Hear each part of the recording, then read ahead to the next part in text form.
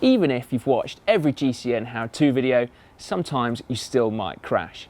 Now hopefully you'll bounce straight back up again, but even if you do, you need to take a close look at your bike to make sure it's still in one piece. Now the last thing you want is to jump straight back on and then realise only too late that there's something seriously wrong with it, causing you to crash again. Now this is a really thorough check of your bike for if you or anyone else in your group has just had a big smash. But obviously you can use your discretion. If you topple over a set of lights or something, you probably don't need to go through the whole thing. The first check should be to see if the wheels are still straight. So I just give them a quick spin, front, then the back. Now if you've got a puncture, obviously that's clear straight away. If the wheels won't spin, it could be one of two things. I always firstly check the brake caliper and make sure it hasn't been knocked before I conclude that the wheel is bent. Next, I check the shifters. They often get knocked in the impact and moved around the handlebars, so give it a quick yank to straighten it back up again. Now if it won't move, it's too stiff on the bars, just loosen the clamp bolt, which is tucked away generally down there. I also check to make sure the shifters are actually still working, particularly the brakes. Now you can generally get home on a broken shifter, but you need to know before you actually jump back on your bike. Now while we're here, we'll take a look at the handlebars as well. They can often get damaged if you've had a big crash, and you won't necessarily be able to see it because obviously most of it's taped. Now particularly if it's carbon, give the bars a good squeeze. The only way really to see is if the bar actually flexes more. If that's fine, then you're good to go. Now it's pretty obvious if your stem has slipped round on the steerer and your handlebars are facing the wrong way, but it's quick to remedy. Just take your multi-tool and loosen the stem bolts and then just realign it.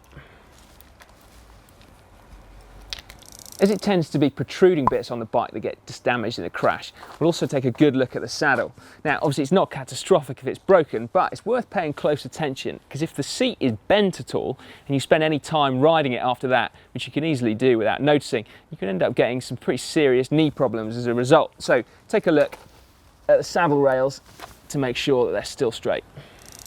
We'll have a look at the gears next to make sure they're still working properly. Now they do tend to be quite well protected in a crash, but possible problems do occur very often down at the rear derailleur. The first thing to do is to check to make sure that the mech hanger is still straight. If it gets bent in a crash, which can happen, then when you start shifting into your easier gears, the end of the mech can get dragged into the spokes, which is absolutely catastrophic for your rear derailleur and then possibly for your back wheel as well, which is pretty expensive. Now, if it is bent, avoid yanking on the mech to pull it back into shape. Potentially might work, but equally it could cause some pretty expensive damage. Now most bikes, this one included, have a replaceable mech hanger, which will cost less than your rear derailleur to replace it. So just limp home and replace it when you get back. Now if you are going to limp home, there's one key adjustment to make, and that's to the limiting screws at the back of the rear derailleur. What we want is to literally stop the rear mech being able to go into those easiest gears. So there's no chance of the mech going into the wheel. So it's just a case of taking a screwdriver and making that adjustment. Some damage might not be so obvious initially, but it's still critically important. We're going to inspect the frame and the fork next. You should do this really carefully. If you find any cracks or splinters on a carbon frame, your ride's over, I'm afraid. Same with aluminium. With steel or titanium, you could potentially limp home. The properties of the two metals mean that they are less likely to snap and you potentially can get yourself home, but we wouldn't actually advise it. Because it's so important, we're going to look carefully and we're going to do it methodically. So we'll start at the front forks and then work back over the frame. Certain key areas to look out for: at the top of the forks here, if you've had a head-on impact. Same with the down tube there.